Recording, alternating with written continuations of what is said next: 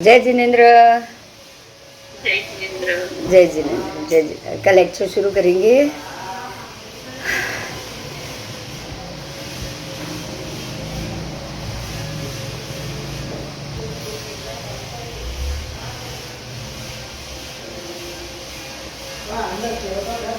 जो बात हो रही थी वो सूर्यमंडल की, ग्रहों की।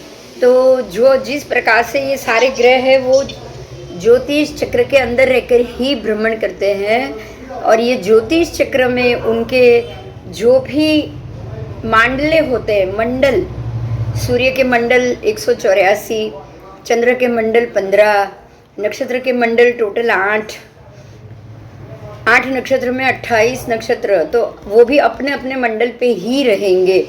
कभी भी मंडल के बाहर निकलकर ये सूर्य चंद्र ग्रह नक्षत्र तारा कभी भी भ्रमण नहीं करते, ये याद रखना है।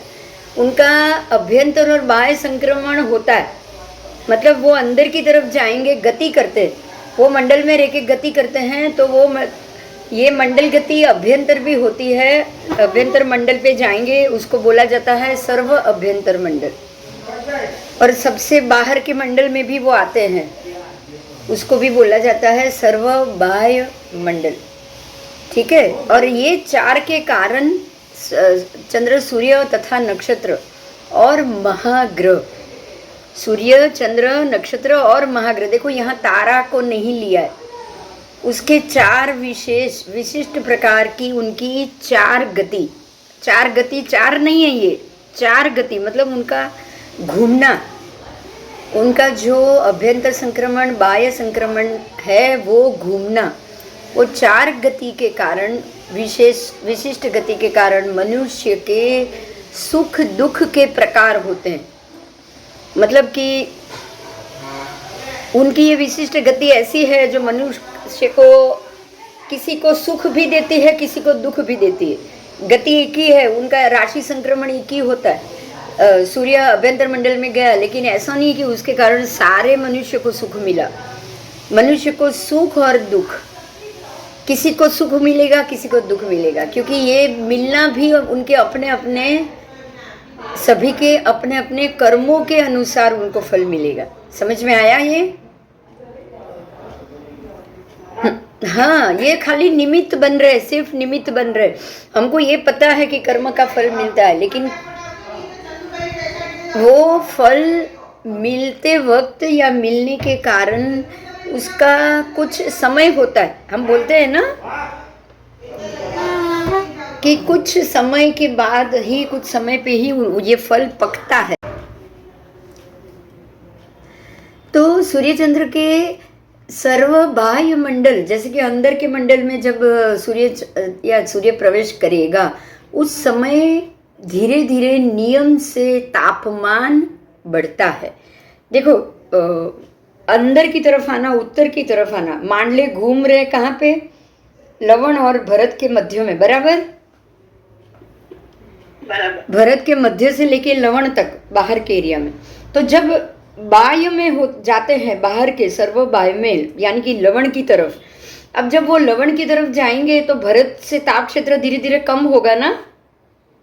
हाँ, और लवण से अंदर की तरफ आएंगे, भरत क्षेत्र की तरफ, तो ताप क्षेत्र धीरे धीरे बढ़ेगा ना? बढ़ेगा। तो अभी आपको यही समझना है कि जब बाहर से जब अंदर की तरफ आते हैं, तब ऐसा समझ लो कि ये पोष की पूनम होती है, जब सर्व बाह्य मंडल में होते हैं तब। और जब धीरे धीरे जैसे ही वो अंदर आएंगे, आषाढ़ी पूनम आएगी, एंड जब वो सर्व अभ्यंतर में प्रवेश करेंगे तब आषाढ़ी पूनम होगी। तो आषाढ़ी पूनम तक दिन बढ़ता है ना, धीरे धीरे दिन लंबा होता है, रात छोटी होती है, क्योंकि ताप क्षेत्र बड़ा। आषाढ़ी पूनम तक दिन लंबा होता है, राइट? हाँ, और धीरे धीरे वो बाहर निकलेगा, बाह्य मंडल में पहुंचेगा, तो धीरे धीरे रात्रि लंबी होगी, और वो भी पोष की पूनम तक। आप देखोगे तो तब तक आपको धीरे धीरे ये रात्रि लंबी होती जाएगी। अब यहाँ पे एक और मुद्दा भी बताया है कि ये ताप क्षेत्र का आकार बोला है परमात्मा ने, कि आकार कैसा है।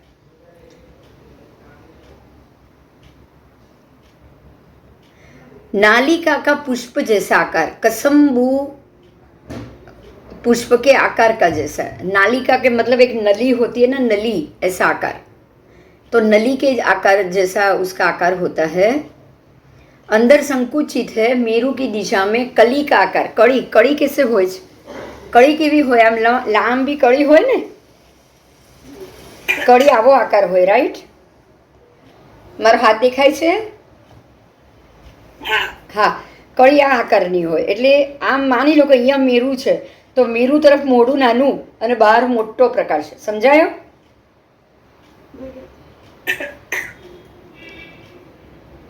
આમ પણ તમે જંબુ દ્વીપમાં મેરુ તરફ ખાલી 10,000 યોજન છે અને બહારનો આખો એરિયા 3,15,000, અરે 1,00,000 પોળો જંબુ. અંદરના ભાગમાં 31,000 થી 33,000 યોજન પરિધિ અને બહાર 3,15,000 પરિધિ. બરાબર?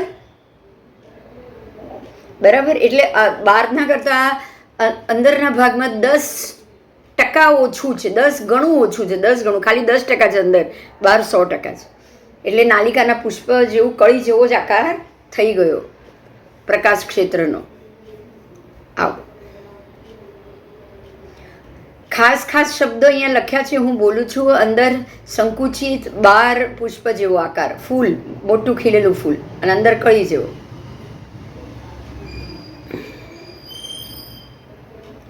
मनुष्य क्षेत्र में 5 प्रकार के ज्योतिष कहे गए हैं. पांचों के पांचों संचरणशील है, मतलब घूमने का स्वभाव. मनुष्य क्षेत्र से पर यानी कि बाहर जो बाकी के मंडल हैं, वो चंद्र, सूर्य, ग्रह, नक्षत्र, तारा, उसमें कोई गति नहीं हो रही है. बाहर के, वो भी पहले आ चुका है, मैं फिर से कह रही हूँ, मनुष्य क्षेत्र के बाहर बाकी पूरे अड़ी द्वीप में जितने भी सूर्य, चंद्र, ग्रह, नक्षत्र, तारा है, उनका बिल्कुल कोई भी संचरण नहीं है. वो जहाँ है वहाँ पे ही स्थिर है. आओ.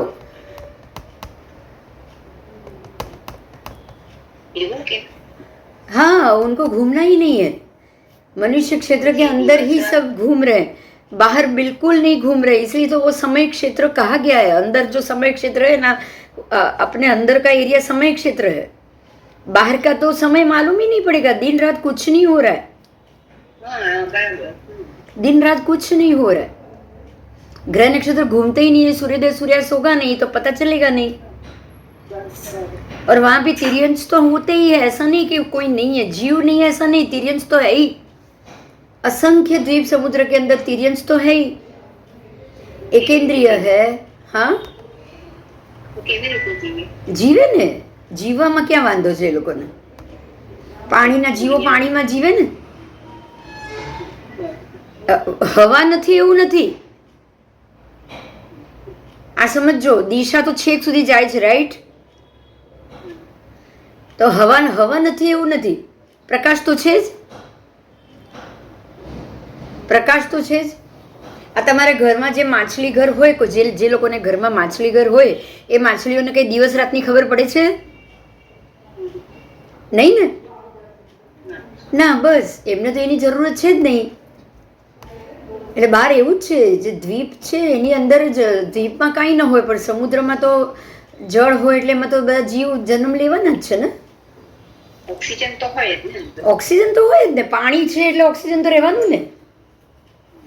હવા, પાણી, એકેન્દ્રિય વનસ્પતિ પણ છે બહાર. ખાલી એવું નથી કે તિર્યંચો જ છે. મનુષ્યો નથી, દેવ નથી, નરક નથી. દેવ પણ આવજા કરે છે. મનુષ્ય અને નરક બે જ નથી, નારક. વનસ્પતિ પણ છે, કારણ કે બધે વનખંડ અને પદ્મવર વેદિકાઓ તો છે જ ને. અને જળ પણ કેવું, આપણા જેવું જ. આ બધા ભગવાનના અભિષેક કરવા ત્યાંનું જ જળ લવાય છે, રાઈટ? એટલે પાણી પણ આપણા જેવું જ છે, અપકાય જ છે ત્યાં. સમૂરછીમ નથી. નોર્મલ આપણા જેવો જ પ્રદેશ છે, એટલું સમજી લેવાનું. ખાલી સૂર્યોદય સૂર્યાસ્ત થતો નથી. અને મનુષ્ય ત્યાં બહાર નીકળી શકતા નથી.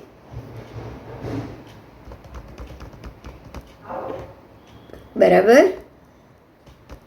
આપણે પાણી અત્યારે વાપરીએ છીએ પક્ષાલ માટે ને, હા તો એ ચાલે એકચ્યુઅલી તો જીવતો હોય ભલે કાઢી નાખે કરે છે તો.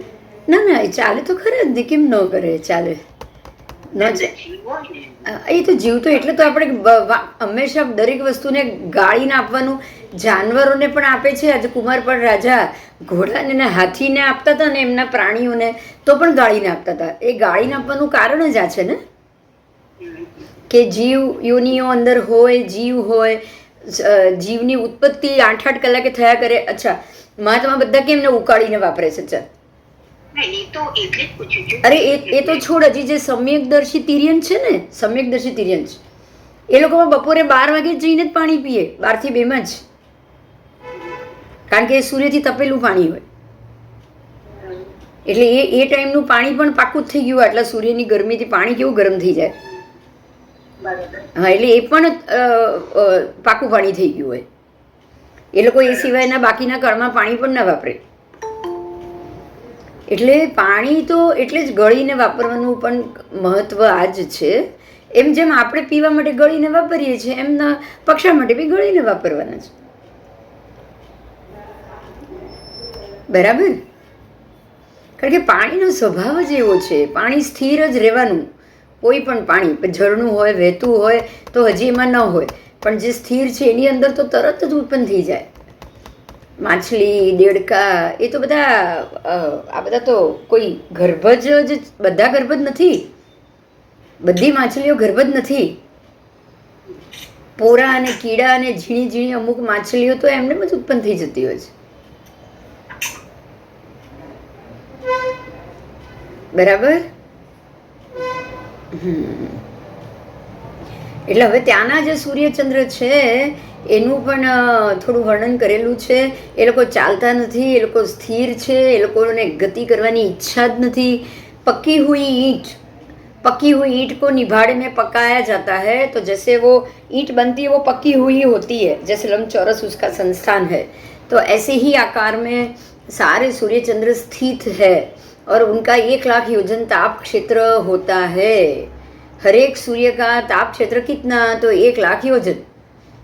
समझ में आ गया? उससे ज़्यादा ताप क्षेत्र नहीं. तो अब आपको यहाँ भी एक बात पे भी गौर करना है कि जब जहाँ 4 वाले ज्योतिष है ना, उसका भी ताप क्षेत्र तो 1 लाख योजन ही होगा ना, उससे तो ज्यादा होगा नहीं. कोई भी सूर्य बीम प्रकाश तो अपने आप वो 1 लाख योजन तक ही देगा, उससे तो ज्यादा देगा ही नहीं. ये भी हमको भी समझना चाहिए कि ये सूर्य चंद्र की जो सूर्य की जो गति प्रकाश देने की स्थिति कितनी है, तो 1 लाख योजन बस. शुभ लेशिया वाले हैं ये, उनका प्रकाश एकदम आनंददायक. अब आपको ये बात समझनी है. हमारे जैसे दोपहर को 2 बजे या 12 बजे जो धूप आती है वो बिल्कुल कड़ी आती है, ख़त्म कर दे, जला दे, ऐसी धूप. लेकिन यहाँ ऐसा नहीं है, बिल्कुल सॉफ्ट और एकदम सौम्य उसकी धूप मिलेगी. ये धूप बिल्कुल भी जैसे हम बोलते हैं ना आकरी 12 વાગ્યાનો બપોરનો તડકો, એવું નથી હોતું અહીંયા. બરાબર? કારણ કે સૂર્યચંદ્ર બંનેનો તાપ મિક્સ થઈને આવે છે.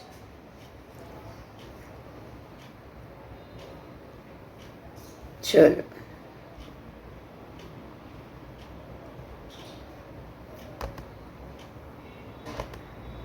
હવે આવશે चंद्रादि नो अनुभाव. आ एक और महत्व का मुद्दा है. चंद्रादि का अनुभाव. अनुभाव का मतलब कि जो चंद्रादि की जो स्थिति है वो किस प्रकार से हम तक पहुंचता है, कैसे ये सब चीज़ होती है, उसके लिए बोला गया है. इसलिए ये बात खास ध्यान देनी है. सूर्य चंद्र जीव रूप नहीं है, लेकिन अजीव रूप कहे गए. सूर्य चंद्र को जीव रूप नहीं कहे हैं, उनको अजीव रूप बोला गया है. श्रेष्ठ शरीरधारी वो नहीं होते हैं, लेकिन देव स्वरूप है. देव स्वरूप. अपना आयु खत्म होते ही वो चवित हो जाएंगे और चवित होने के बाद फिर से उस जगह पे कोई और जन्म ले लेगा. कल हमने एक बात जानी थी कि इनका अनुभव समझाना है. उसके लिए हमको ये समझना है कि ये जो देव है, सूर्य चंद्र सब देव स्वरूप है. उनको उनके विमान को खींच के लेके जाने वाले भी देवता ही है. अब महत्व का मुद्दा ये है कि ये तो पंचेंद्रिय जो देव हैं, जैसे कि सूर्य इंद्र चंद्र इंद्र, वो सम्यक दृष्टि जरूर है कि नहीं, बोलो। तो मान लो कि वो सूर्य राजा चंद्र राजा जो इंद्र है वो ऐसा हुक्म दे दे अपने सभी देवों को कि चलो भगवान का जन्म महोत्सव तो हम सबको जाना है, आपको कंपलसरी आना है, तो वो लोग जाएंगे जरूर, ठीक है ना। बॉस की आज्ञा मिली तो नौकर तो काम करेंगे, लेकिन क्या दिल से करेंगे जैसे वो बॉस करते हैं ऐसे? अगर वो सम्यक दृष्टि नहीं है तो नहीं। तो अब यहाँ पे ये ध्यान देना है कि अगर ये सम्यक दृष्टि है तो ही वो आपको सुख देंगे, अगर वो सम्यक दृष्टि नहीं है तो क्या वो आपको सुख देंगे? नहीं। एक और बड़ा क्वेश्चन आया होगा दिमाग में, नहीं आया हो तो अभी आप जानो इसको कि ये सूर्य चंद्र के भ्रमण से या उनके प्रकाश से नुकसान, सुख और दुख कैसे होता है? ये प्रश्न हुआ किसी को? दुख आने में ये कैसे जिम्मेदार है? सुख तो हम समझ सकते हैं कि चलो हमारे पुण्य में सुख होगा तो हमको सुख मिलेगा, ऐसे ही हमारे पुण्य में दुख होगा तो हमें दुख मिलेगा। लेकिन ये सूर्य चंद्र, उसका प्रकाश मिलके पहला आरा, दूसरा आरा, तीसरा आरा युगलिक जैसा आरा भी लाते हैं और पांचवा छठा आरा सुषम दूषम काल भी लाते हैं, तो वो कैसे होता है? ये कभी प्रश्न हुआ? हो रहा। आजूबाजू नहीं आभा मंडल नहीं, समझना ये है कि जो उसके बिंब के जीव है ना, सूर्य चंद्र के बिंब के जीव, जब इतना बड़ा सूर्य आकाश में घूम रहा है, उसका जो बिंब है सूर्य बिंब, उसमें जितने भी सारे जीव है वो एकेंद्रिय जीव है, बराबर? रत्न है ना वो सारे? हाँ। एकेंद्रिय के जीव है, रत्न के जीव है। तो अब जब ये एकेंद्रिय जीव, इसमें एक दो तो होंगे नहीं इतने सारे बिंब में, बोलो, एक दो तो होंगे नहीं। तो जितने भी ये सारे एकेंद्रिय जीव है वो सारे के सारे मिथ्यात्व एकेंद्रिय है। कौन है वो? मिथ्यात्व एकेंद्रिय जीव।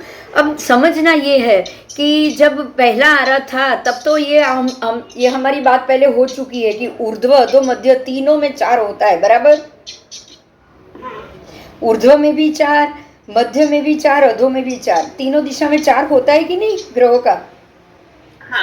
हाँ। तो जब ऊर्ध्व में 4 हो तो ये मिथ्यात्व एकेंद्रिय बिंब आप पर कितनी असर करेंगे? कम करेंगे। ये बस बहुत अच्छी बात, कम करेंगे। जब ऊपर के भाग में वो उनका 4 है तब पहला आ रहा है, थोड़ा थोड़ा नीचे उतरे तब दूसरा आ रहा, और नीचे उतरते जा रहे हैं तीसरा आ रहा।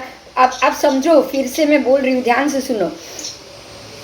ऊपर है तब ये तीन गांव की काया है, 1500 धनुष, और धीरे धीरे नीचे उतर रहे हैं 1200 धनुष, 1100, 1000 धनुष, और नीचे उतर रहे हैं 500 धनुष। समझ में आ रही है मेरी बात? हाँ। अब सबकी काया घट रही है। क्यों घट रही है?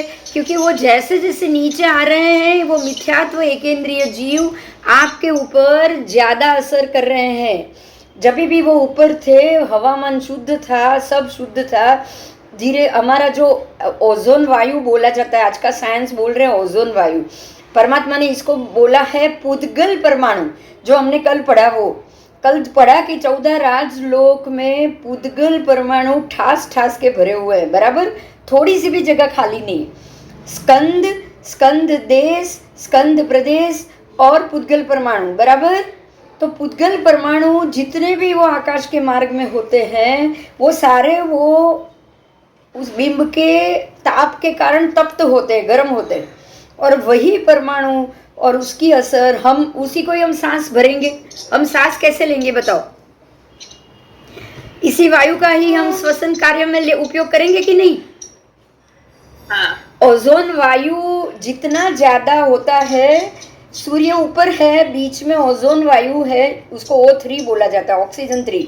ओजोन वायु की जो मात्रा है उसके बाद हम लोग है, तो वो ओजोन वायु सूर्य के ताप को हम तक पहुंचाने से पहले ही थोड़ा शांत कर लेता है, उसकी गर्मी को ऑब्जर्व कर लेते हैं वो परमाणु।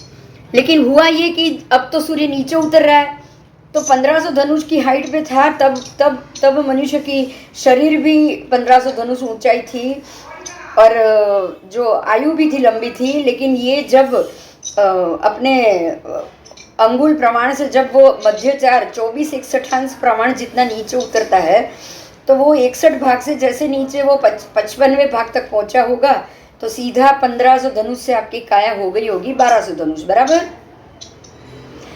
और नीचे उतरा होगा 1000 धनुष काया हो गई, पसलियाँ भी घट गई, आयु भी घट गया, खाने की मात्रा भी घट गई, यहाँ तक कि कल्प वृक्ष भी घट गए, बराबर बराबर। बराबर। और नीचे उतरे, अब 500 धनुष की काया हो गई, आपकी पसली वसली सब घट गई, अब कल्प वृक्ष तो बिल्कुल विलीन हो गए। इसलिए पहले आदिनाथ भगवान ने सबको कैसे खाना बनाना है, पकाना है, क्योंकि जमीन भी अभी मिट्टी हो गई है। पहले तो सोना थी जमीन, जरूरत ही नहीं थी, सीधे कल्प वृक्ष से ही खाना होता था, खेती वेती कुछ नहीं करनी थी। लेकिन अब तो जमीन भी मिट्टी हो गई है, मिट्टी कंकर वाली भूमि हो गई, तो अब कैसे उसकी खेती करनी, पकाना, वो सिखाया भगवान ने। उसके बाद 500 धनुष से नीचे उतरते जब ये काया, जब ये सूर्य चंद्र और नीचे अधो तक आने लगे ना, तो अभी ये 5वां आरा चल रहा है। अभी भी मान लो कि 20 भाग जितना उतरा है, 4 भाग अभी भी बाकी है। 24-61 में से 24 में से 20 भाग उतर चुका है, 4 भाग अभी भी बाकी है। लेकिन आप समझ सकते हैं कि जब इतनी दूर है तो ओजोन वायु ज़्यादा है, इतना उतर गया तो ओजोन कम हो गया। हाँ, डेफिनेटली कम हो गया। और ये ओजोन कम होने के कारण ये मिथ्यात्व एकेंद्रिय जीव जो वैसे भी जड़ और वक्र होते हैं, तो उनका प्रकाश आपको ज़्यादा तकलीफ देगा कि नहीं? देगा। अब आपको ये समझना है कि ये सारा, देखो खाली भरत एरावत में हो रहा है, महाविदेह में कुछ नहीं हो रहा है, अंदर के एरिया में कुछ नहीं हो रहा है, जिसके ऊपर से सूर्य बीम घूम रहा है ना, सिर्फ उधर हो रहा है। तो अभी आपको ये देखना है कि धीरे धीरे जब ये नीचे उतर रहा है, तो छठे आरे के वक्त ये सूर्य के जीव जो मिथ्यात्व एकेंद्रिय है, वो आपके ऊपर कैसी असर फेंकते हैं। समझ में आया? हाँ, अभी हम लोग वही देखेंगे कि ये सारे मिथ्यात्व एकेंद्रिय जीवों की जो जड़ है, जो वक्र है, जो कभी भी ऐसा हम नहीं मान सकते हैं कि वो किसी को पीड़ा ना दे, उनका स्वभाव ही होता है असर करना, अशुभ असर पर उनका स्वभाव ही अशुभ असर को उत्पन्न करना होता है। वो अशुभ असर देंगे ही देंगे। यही कारण है कि पहले आरे से आप छठे आरे तक सबकी आयु अनंत पुद्गल पदार्थों का ह्रास होता आया है। अनंत पर्याय, अनंत पुद्गल के पर्याय ऐसा कहा जाता है। अनंत पुद्गल पर्याय घटते ही गए, इसी को अवसर पिणी का। जैसे ही अब ये छठा आरा खत्म होगा, उसके बाद ये सारे ग्रह मंडल ऊपर जाएंगे, ऊपर। जैसे ही नीचे उतरे 24 भाग, ऐसे 24 भाग और ऊपर जाएंगे। जैसे ही ऊपर जाएंगे, अनंत पुद्गल जो भी हमारे जो पर्याय है उसमें बदलाव आएगा। और जैसे ये ऊपर जाता जाएगा, वायु भी शुद्ध होता जाएगा, उनकी असर हम तक कम होती जाएगी, और धीरे धीरे हम वापस पहले आरे तक पहुंच जाएंगे। तो ये एक क्रिया है जो ग्रहों के द्वारा होती है। ग्रह चार, इसी को ग्रह चार बोला गया। वो ग्रहों का जैसे अभ्यंतर भ्रमण, बाह्य भ्रमण बोला, इसीलिए ऐसे ऊर्ध्व, अधो और मध्य भी भ्रमण बोला है। ऊर्ध्व जगह भ्रमण, मध्य में भ्रमण और अधो में भ्रमण। और यही भ्रमण है जो पूरे अनंत उत्सर्पिणी अवसर्पिणी लाने का कारण है। समझ में आ गई मेरी बात? बहुत इंपॉर्टेंट बात है ये। ऊर्ध्व अधो मध्य भ्रमण के कारण ही यहाँ पे ये अशुभ काल और शुभ काल फिर से प्रवर्तित होगा। और उसके लिए सबसे जिम्मेदार होते हैं सूर्य बिंब के मिथ्यात्व एकेंद्रीय जीव। आपको यही समझना है, क्योंकि मिथ्यात्व जीव हमेशा जड़ और वक्र ही होते हैं, ये आप जानते हैं। मिथ्यात्वी जीव जहाँ भी होंगे ना, जैसे कि अगर पंचेंद्रिय मनुष्य भी होंगे ना, जैसे कपिला दासी, जैसे ये एग्जाम्पल दिए हैं परमात्मा ने हमको, मम्मण सेठ, ये सब मिथ्यात्वी थे। काल सौरी कसाई मिथ्यात्वी था। जिधर भी रहेगा ना, वो मिट्टी के भी पाड़े बना के उसको मारेगा ही मारेगा। अगर उसको अंदर कुएं में बंद कर दिया तो मिट्टी के पाड़े बना के मारे, अगर उसको बाहर छोड़ दोगे तो बाहर के जानवर को मारेंगे। बात समझ में आ रही है ये? बहुत इम्पोर्टेंट बात है। आपको आज के ज़माने में कहीं भी कसाई मिले या जैसे ये चिकन मारने वाले या उसका धंधा करने वाले, तो एक बात ध्यान से समझ लेना कि ये दुनिया यही ऐसी ही है। ये लोग यहाँ हमेशा रहने वाले मिथ्यात्वी है, मिथ्यात्वी जीव है। ये लोक का कभी भी नाश नहीं होने वाला, बराबर। ये लोक रूप संसार है जिसका कभी भी खात्मा नहीं होने वाला। तो ऐसे जीव तो मिलेंगे ही मिलेंगे। आप कितना भी कर लो ये चीज़ बंद कराने की और ये सोचने की, ये पॉसिबल नहीं होगा। आपको सिर्फ ऐसे जीव जो मर रहे हैं, जो आप अगर रास्ते से निकलो और बड़ी गाड़ी भरी हुई चिकन है तो नौकर बोलो बस, और बोलो कि ये सारे जीव तक ये आपका नौकर पहुंचे। आप कुछ नहीं कर सकते, आप इतना ही कर सकते हो, बराबर बराबर। क्यों? क्योंकि यही मिथ्यात्वी जीव, एकेंद्रिय छोड़ो, पंचेंद्रिय हो, एकेंद्रिय, बेंद्रिय, तेंद्रिय, चौद्रिय, पंचेंद्रिय, कोई भी जो मिथ्यात्वी जीव है उनका स्वभाव जड़ और वक्र ही होने वाला है। आप उनसे कभी भी रुजू की अपेक्षा नहीं कर सकते, कभी नहीं। तो ये उनका जो जड़ वक्र स्वभाव है, वो स्वभाव ही उनके शरीर के ताप आप तक पहुंचेंगे और आप पूरे एनवायरनमेंट को अशुभ करेंगे, पूरे वातावरण को अशुभ करेंगे, वातावरण के पर्यायों को घटाते जाएंगे। और यही कारण होगा जो छठा हरा आएगा तो कैसा आएगा। आप अभी ये तो समझ में आ गया आपको कि ये अशुभ स्वभाव वाले हैं, तो उनके असर में आप जो जो चीज़ आएगी वो सब के ऊपर वो असर करेंगे। उनके अशुभ स्वभाव की अशुभ असर प्रभावित होगी कि नहीं होगी? होगी। और ये अशुभ स्वभाव के अधीन होकर खुद भी पीड़ा पाते रहते हैं और अन्य लोगों को भी पीड़ा देते रहते हैं। तो जो भी संसार में आप उनके सीधे संपर्क में जो भी आएंगे ना, उन सबको भी वो वही पीड़ा देते हैं जो पीड़ा उनको अपने अंदर से मिलती है। बात समझ में आई?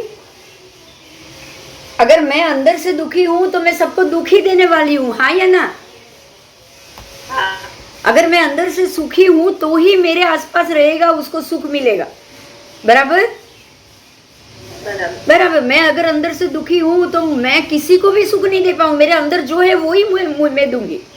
अगर आपको किसी से तकलीफ मिले तो आप ये चीज को ध्यान में रखो कि भाई वो सामने वाली व्यक्ति, उसके अंदर जो होगा वो ही वो दूसरों को लौटा सकता है।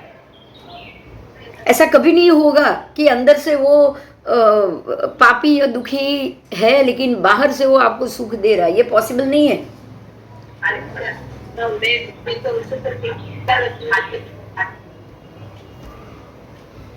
बराबर।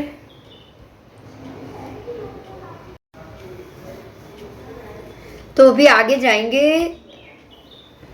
चंद्रबिंब, सूर्य बिंब। अब ये मिथ्यात्व एकेंद्रिय से बने हुए बिंब है और ये उनकी अशुभ असर आप तक जरूर पहुंचेगी। इस चीज को तो परमात्मा ने ये ऐसा बताया कि भाई ये जैसे जैसे नीचे उतर रहे हैं वो आग ज्यादा उगलेंगे, राइट? ज्यादा गर्मी लगेगी ना आपको, क्योंकि बीच का ओजोन वायु घटता जाएगा। अच्छा, सीधी बात है ना कि जब वो ऊपर से नीचे उतरे हैं, ऐसे 24 भाग जितने नीचे उतर गए, मतलब आधे से थोड़ा ही कम नीचे, आधा तक तो वो नीचे उतर गए, ये 5वें आरे तक तो आधे जितने वो नीचे उतर चुके हैं। तो एक मिनट जरा फोन ले। जिस तरह से एक देवलोक में इंद्र, मैंने पोस्ट बोली थी, राइट? हमारे यहाँ बड़ा प्रधान एक पोस्ट है, जब वो उनका समय हो जाए तो वो निकल जाए, फिर दूसरे बड़ा प्रधान आ जाते हैं, राइट? तो बिंब में तो असंख्य एकेंद्रीय जीव होंगे, असंख्य एकेंद्रीय जीव है। तो जैसे ही एक का च्यवन हो जाएगा दूसरा उधर जगह ले लेगा, तो कभी भी वैकेंट तो होगा ही नहीं ना बिंब। ये बात समझ में आई? उनका शरीर ही, वो रत्न का विसर्जन नहीं होता है, अंदर से जीव चवित होता है। जैसे ये मैंने स्टोन पहना है, ये जो मैंने स्टोन पहना है अंदर कोई ना कोई है। जब तक ये स्टोन ऐसा ही आप रत्न उसको समझो। देखो ध्यान से, जैसे ही इसके अंदर जो भी जीव होगा ना, इसके अंदर जो भी जीव होगा ना, उसका समय आएगा, निकल जाएगा, तो इसमें दूसरा जीव जन्म ले ही लेगा। मैंने आपको ये भी बोला था कि पानी में और उसमें एकेंद्रीय जीव में कम से कम 21,000 वर्ष तक उनकी आयु होती है, राइट?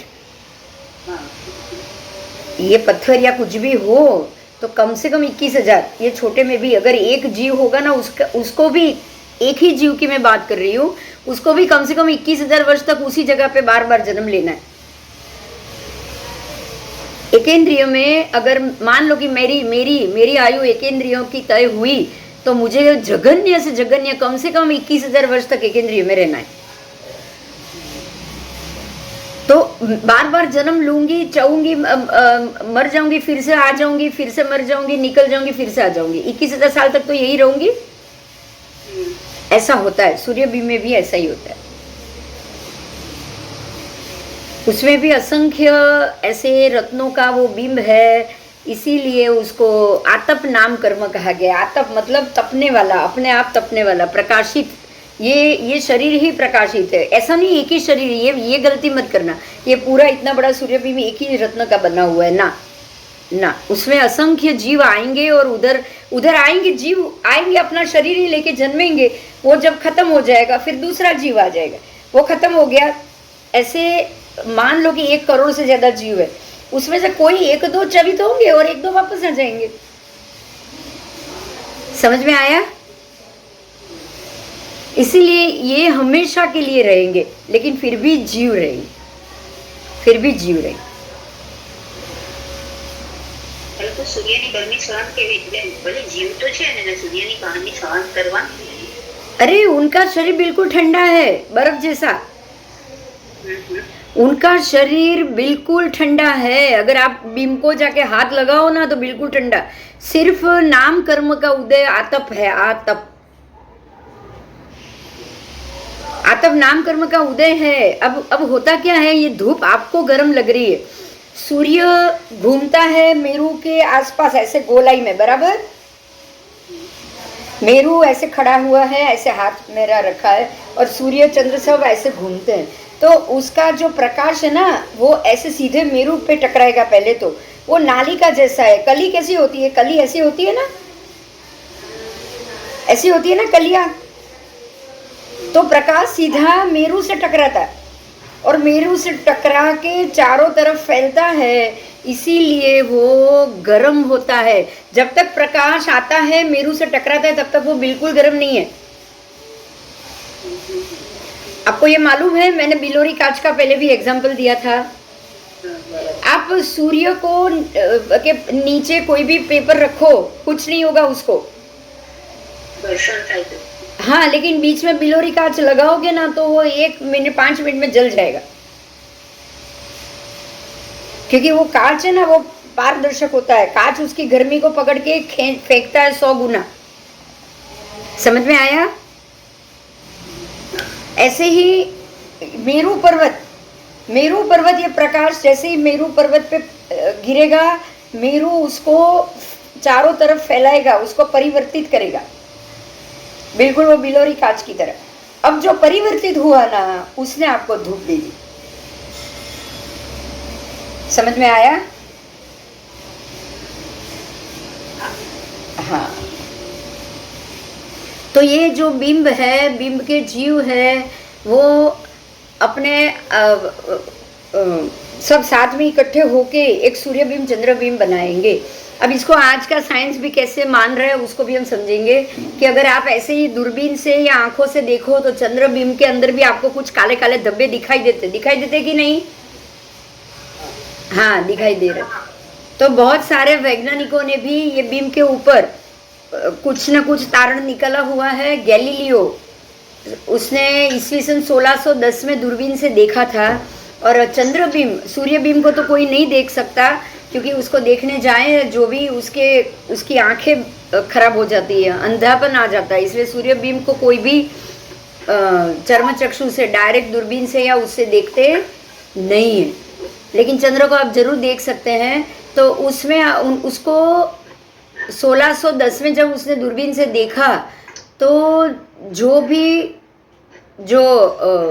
जो काले धब्बे हैं ना, आपको नॉर्मल दिख रहे हैं, आप उसको दूरबीन से देखोगे तो वो बड़े बड़े खड्डे दिखाई देंगे। क्या दिखाई देंगे? खड्डे। बड़े बड़े खड्डे दिखाई देंगे अंदर। वो खड्डे होने के कारण ही वो धब्बे होते हैं। तो उसने तो ये ऐसा तारण दिया कि ये उस पे जो बड़े बड़े पर्वत है उसकी छाया है, लेकिन धीरे धीरे बड़ी बड़ी दरारें दिखाई दी उसको, बड़ी बड़ी दरार, बड़े बड़े खड्डे, 30 गुने बढ़ती गई ये दरार। और ऐसे पहाड़ के अंदर वो जो दरार है उसमें से उसने ज्वालामुखी, कई ज्वालामुखी के पहाड़ भी देखे और ज्वालामुखी निकलते हुए भी देखा दूरबीन से। तो उसका मापदंड 160 किलोमीटर से भी ज़्यादा उसको उधर मिला। उसके हिसाब से उसने अपने हिसाब से सारा माप लगाया और छोटे बड़े कुल मिला के 30,000 से भी ज़्यादा ऐसा ज्वालामुखी उसको अलग अलग जगह पे मिला। तो वैज्ञानिकों का ये कहना है कि उसमें अभी भी विस्फोट हो रहे हैं, चालू ही है। और 1958 ईस्वी सन में एक रशियन वैज्ञानिक ने दूरबीन से चंद्रबीन में एक ज्वालामुखी पर्वत पे विस्फोट होते हुए भी देखा था। उसने उसको असफंस नाम दे दिया वो जगह को और पर्वत को। उसके बाद बहुत वैज्ञानिकों ने भी ये देखा कि उन्होंने कहा कि यहाँ पे विस्फोट होता है और धड़ाके भी होते हैं, आग ज़्यादा निकलती है, ऐसा सबने देखा है। अब चंद्रबीम की ये धरातल काफ़ी उबड़ खाबड़ हो गई है, बहुत बड़े बड़े चीरे बन चुके हैं, खड्डे बन चुके, बड़ी बड़ी फाट दिखाई दे रही है, जैसे कपड़ा हो और बड़ी बड़ी दरार पड़ जाए ना उसके अंदर ऐसी। और इसी सन 1849 में एक वैज्ञानिक ने ये भी बताया कि सूर्यबीम में निरंतर उल्का गिरती रहती है। अब सूर्यबीम की भी वही बात की, उसमें भी उल्का गिरती रहती है, मतलब अंदर से बड़े आग के गोले बाहर निकलते रहते हैं और उसके कारण सूर्यबीम में भी कई ब्लैक होल और सन स्पॉट दिखाई देते हैं। बड़े बड़े ब्लैक होल भी दिख रहे हैं, बड़े बड़े सन स्पॉट मतलब कि खड्डे, स्पॉट का अर्थ है बिंदु, खड्डे।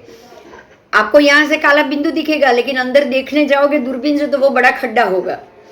तो इस तरह से 1849 में जर्मनी के वैज्ञानिक हेल्महोल्ट्ज़ ने भी यही कहा कि ये सूर्य निरंतर रूप से सिकुड़ता जा रहा है, टूटता जा रहा है, अंदर से बाहर ज्वालामुखी निरंतर रूप से बाहर आता जा रहा है।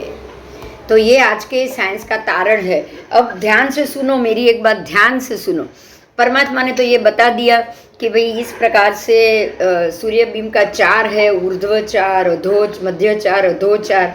अब आपको मैं एक बात बताऊं कि आप दूर से नदी किनारे या समंदर किनारे खड़े रहो, दूर से अगर कुछ आ रहा है तो आपको पहले तो खाली गोल बिंदु ही दिखाई देगा ना। हाँ। उसके बाद ज्यादा नजदीक आएगी तो लगेगा कि ये बहुत बड़ा आकार है, चौरस आकार की कोई चीज आ रही है, और नजदीक आएगी तब आपको बड़ी सबमरीन दिखेगी, बराबर हाँ। है ना। थोड़ी और नजदीक आएगी तो पूरा दिखेगा। बस बिल्कुल ऐसा है जब ऊपर के मामले में जो सूर्य चंद्र होते हैं, जब ऊर्ध्व में जब गति करते हैं, तब ये आपको बहुत ही सौम्य, बहुत ही शांत और बहुत ही अच्छे से प्रकाश देने वाली अच्छी चीज लगेगी। क्योंकि सूर्य आया है तो दिन उगा, अगर सूर्य नहीं है तो दिन अंधेरा ही अंधेरा। इसलिए आपको अच्छा लग रहा है कि चलो अच्छा हुआ सूर्य आए, इसलिए लोग उसको सूर्य नारायण, सूर्य देव, उसको भगवान समझ के उसकी पूजा करते हैं कि उसके आने से ही हम एक दूसरे को देख पा रहे, चेहरा देख पा रहे, राइट। फिर जैसे जैसे वो नीचे उतरता आया, वो बीम का ताप और बढ़ता गया ना, जैसे नजदीक आएगा तो वो दिखने में भी आपको अंदर की चीज भी धीरे धीरे ज्यादा दिखाई देगी। हाँ।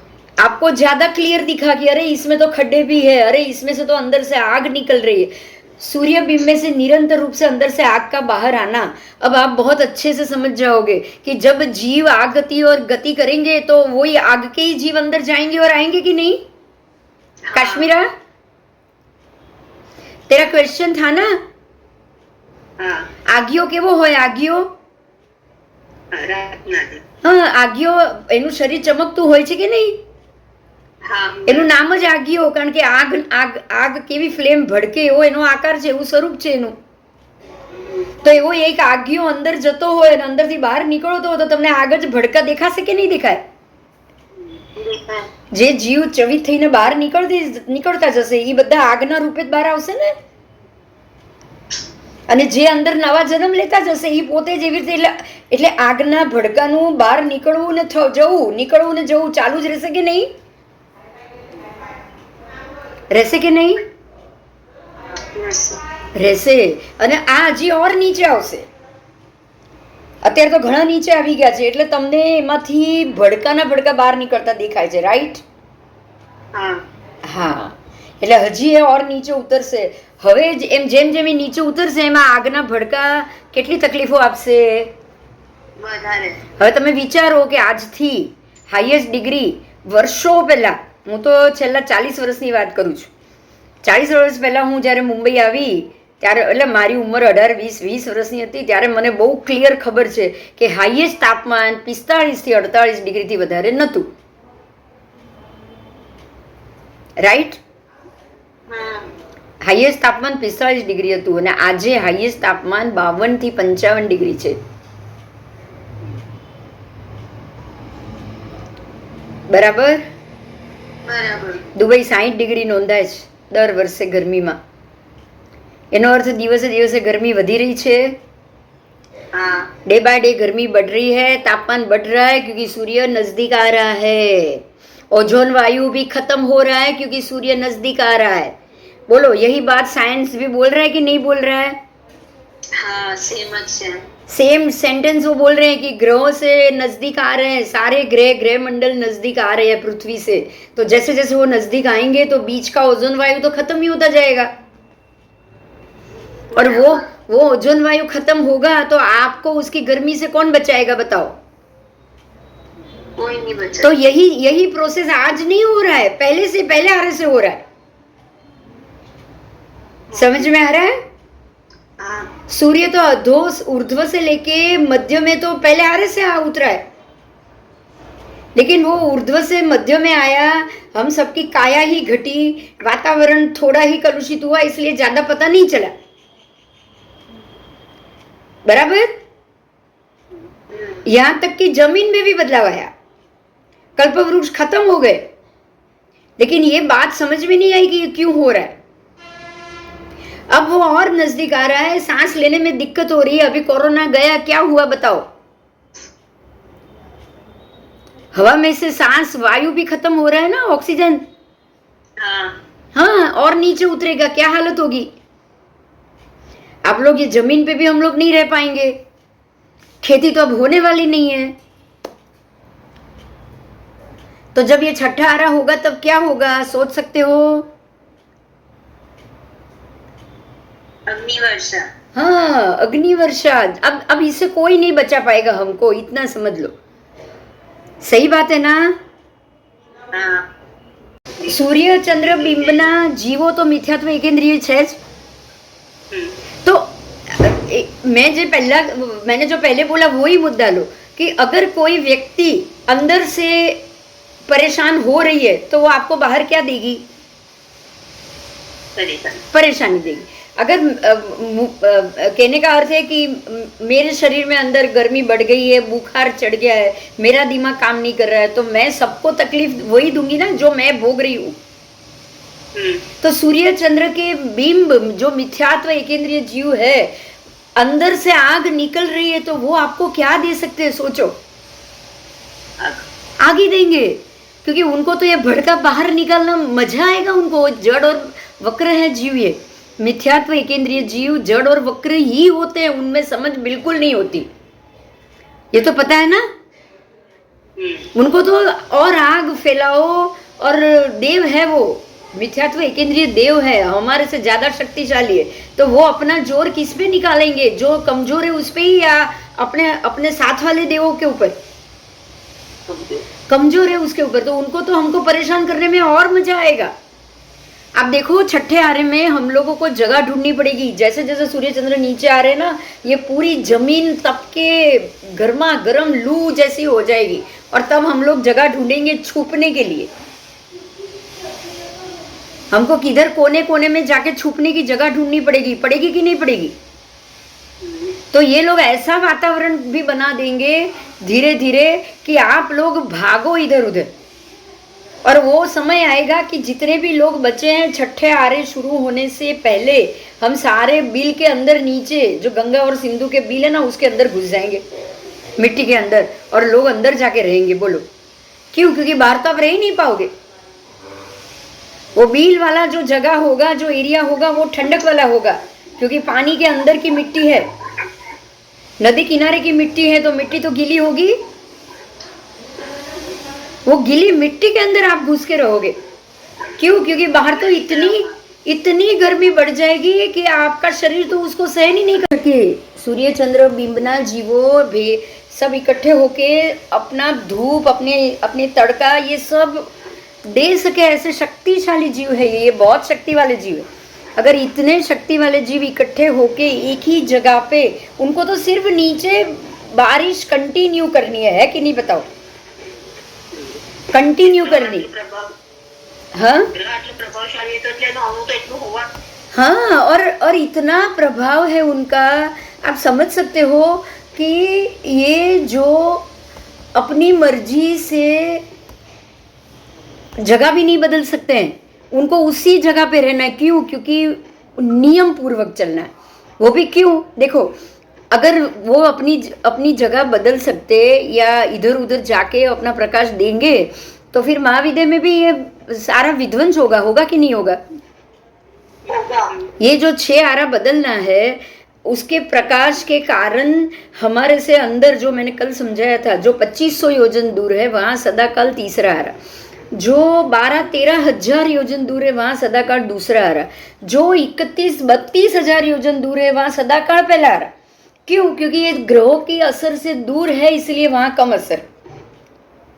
समझ में आई ये बात? यही सोचना है हमको कि ये ग्रहों की असर इतनी खतरनाक है कि आज के काल में कहीं पे भी अगर तीर्थंकर परमात्मा का भी अगर जन्म लेना होगा ना, तो भी वो ये ग्रहों की असर के कारण उनका भी जन्म अभी नहीं हो पाएगा। उनको भी जो हम बोलते हैं ना, कर्म का अबाधा काल, तीर्थंकर नाम कर्म को भी उदित होने के बाद उसका अबाधा काल लगता है। जब तक ये ग्रहों की व्यवस्था छठा आरा आने के बाद वापस शुभ समय धीरे धीरे शुरू नहीं होगा ना, चौथे आरे जैसा वातावरण, जितनी ऊंचाई पे ग्रह पहुंचेंगे नहीं ना, तब तो यहाँ पद्मनाभ स्वामी पहले तीर्थंकर भी जन्म नहीं ले पाएंगे।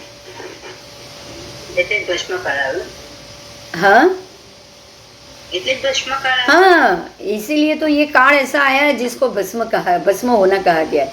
अब ये जो ग्रहों की, अब आपको है ना, आपने इतना तो जान लिया, असर कैसी होगी छठे आरे में वो भी हम जानेंगे, लेकिन ग्रहों की गति अभी भी जानना बाकी है। बराबर? आपने ऊर्ध्व दिशा, अधो दिशा और मध्य दिशा में गमन देख लिया, लेकिन ये गमन स्फुट रूप से हो रहा है। कैसा? एक शब्द है स्फुट, यानी कि उसका गमन तो हुआ, लेकिन उसकी असर कहाँ होगी, कैसी होगी, ये बिल्कुल अदृश्य होगी। किसी को मालूम भी नहीं पड़ेगा कि इनकी गति के कारण ये सब क्रिया हो रही। समझ में आया?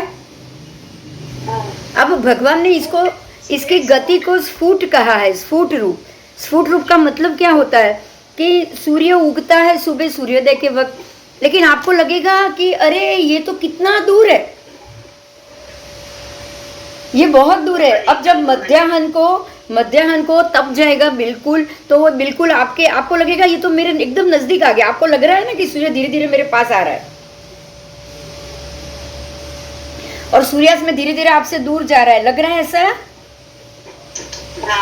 मतलब ये कि सुबह तो बहुत छोटा है, आप सोचो कि ये बहुत दूर है, दोपहर को इतना बड़ा बिंब हो गया तो आप सोचोगे अरे ये तो बिल्कुल हमारे नजदीक आ गया, अब ज्यादा डिस्टेंस नहीं है, अब सूर्यास्त हो गया, मतलब ये दूर जा रहा है। जो हम बोलते हैं वो ये स्फुट रूप है। तीनों समय सूर्य बराबर हमसे आकाश में सेम गति में ऊंचाई पे। समझ में आया? और स्फुट का मतलब होता है जीर्ण शीर्ण, मतलब बिल्कुल जर्जरित होना। एक ऐसा कपड़ा हो, अच्छा वाला कपड़ा हो, कुछ साल के बाद ऐसे खोलो तो फटफट होता है कि नहीं? होता है, गल जाता है। बिंब ऐसे कपड़ा गलता है। स्फुट रूप मतलब जाली जाली, चीरा पड़ना। स्फुट का मतलब चीरा पड़ना। तो आप ये समझ सकते हो कि इसके बिंब में से तो और चीरा पड़ता जाएगा, अंदर से आग निकलती जाएगी। कब आग बढ़ेगी नहीं पता, कब आग घटेगी नहीं पता। तो ये स्फुट रूप हुआ कि नहीं हुआ? ये तो केवल ही परमात्मा ने बताया, इसलिए हमको भी मालूम पड़ा, नहीं तो हमको कैसे मालूम पड़ता बताओ? अगर ये आगम पाठ नहीं मिलते तो आपको मालूम पड़ता कि ग्रहों के असर से ही ये आरा बदल रहा है? नहीं, ये ग्रहों के असर के कारण जमीन बदल रही है। जमीन आज धूल मिट्टी की हो चुकी है, अब आगे तो कीचड़ की हो जाएगी, कादो कीचड़ जैसी हो जाएगी, दलदल दलदल वाली भूमि हो जाएगी आगे। जो रत्न की थी, मणि रत्न की थी, समझ में आया? तो ये स्फुट रूप है, इसका नाम ही स्फुट रूप है। मतलब कि ये कैसे क्या रिजल्ट देगा उसका प्रकाशन, उसका कुछ नहीं हो सकता। केवल ही भगवंत ने कहने के कारण ही हम ये जान पाए, बाकी किसी को नहीं मालूम कि ये सारे ग्रह नक्षत्र मिलके ये पूरे संसार पे कंट्रोल करके बैठे हैं। बोलो, ये घूम रहे ना, इसलिए यहाँ पे ये सारा पाप पुण्य बढ़ना घटना, जो भी पीड़ा मिलना, सब उसके कारण। अब इसके बाहर जाओ, मनुष्य क्षेत्र के बाहर कुछ नहीं है ऐसा, एक ही जैसा वातावरण है कि नहीं, बताओ? और वहां पे देव ही जाएंगे, कोई जन्म तो लेगा नहीं, नहीं देव नहीं, ये नहीं मनुष्य नहीं, नहीं नारकी नहीं, कोई जन्म नहीं ले पाएगा। बराबर?